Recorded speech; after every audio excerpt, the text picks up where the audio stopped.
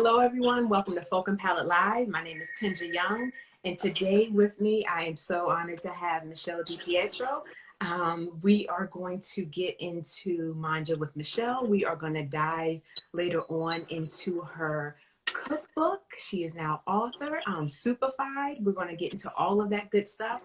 But I think the best part of the conversation is just really diving into Michele's life and really just finding out just the trajectory, like how all of this started, her love for food as a kid and how all of those things began to develop and how she, took another route later on in life and then she still came back to food again. So we're just going to go on this ride and go on this journey with Michele. Welcome, Michele. And I think we're going to start in Cherry Hill, New Jersey. That is where I grew up. Yeah, and I actually, despite my strong Italian American roots, I actually grew up in a Jewish neighborhood. I don't know if I had told you that before. You did. Yeah. So, do you know if there was some sort of how that impacted maybe the food that you ate, maybe that your mom and dad cooked? I mean, there's so many things. That's a good question. I don't think it impacted it really. I kind of feel like we were like an island in the middle of we just did our own thing. There weren't a lot of younger kids around my age on the street and stuff. So we had neighbors that I babysat a lot because there were really young kids or older, but and I always went to Catholic school. So I always went to a different school than everyone around me. So I don't know. I can't say I felt like it was neighborhoody, exactly like the street where we grew up, to be honest. I don't think it really affected. I mean, I think we still did our thing, is what I'm saying. Got it. Yeah. And I know, so your dad grew up during the Great Depression. And it's so many things that I think kind of impacted it. So your father's family is from Abruzzi, and then your mom's parents are from Sicily, right? So yeah, and you actually said it right, because Abruzzi is now Abruzzo. But because Abruzzi split into two separate regions since then. But when they immigrated, it was Abruzzi. So my grandmother always said Abruzzi, so that's what I still say. So okay. I must have said that in our conversation.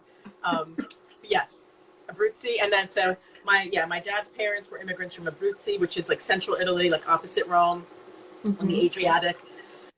My mom's Is it more parents, mountainous there, Michele? Is it more in the mountains in the Abruzzi? So that region, it's mountains and it's the sea, but my grandparents were closer to the sea. Okay. Yeah, just where they were in the region. And then my mom, and they came over separately, they met here, and they came over as teenagers. And then my mom's parents, my mom's mom actually came over as a baby and went up to upstate New York. And then my mom's father came over as a teenager, and they both came from Sicily, in very tiny hill towns in the Provincia di Palermo that nobody really's ever heard of. And I would imagine that the foods were, they were different. Would you say that how was your mom's style of cooking versus did your dad cook, or I shouldn't even assume that your mom cooked? No, my dad did not cook at all. He always had a lot of advice for us. But no, my dad didn't cook. But my dad's mom, Grandma Susie, she was around the longest. So I cooked with her of my life. So I cooked with her a lot. And we cooked, the things that we cooked for the most part were a lot of the traditional Italian American dishes. But I did make homemade pasta with my grandmother. I'm actually cooking right now while I'm talking to you. So and let's get to that. So everyone? Yeah, I do want to get to it just now, and then we'll get back to it because I'm doing some steps here because I'm making soup. So soup, it's going to need to come up to a simmer. So there's going to be a whole 20 minutes where we're going to, we'll just be talking and waiting for this to simmer. But what I'm making right now, and I don't think you can really see it because it's only half screen. But I'm making a new Superfied recipe that I've never made before. So we'll probably talk about my cookbook later. But so this is a soup version of a French country-style chicken stew called coq au vin, which is a traditional it's traditionally a whole chicken with the bone braised in red wine over a long period of time with with bacon and mushrooms, a lot of wine, onions, bay leaves, that kind of thing. So I'm making a soup version of it. And what I've done, I did get started before I got on the phone with you. Okay. What I've done so far is I basically sauteed some bacon. I rendered the fat. So I have some crispy bacon that I'm going to add to the soup later.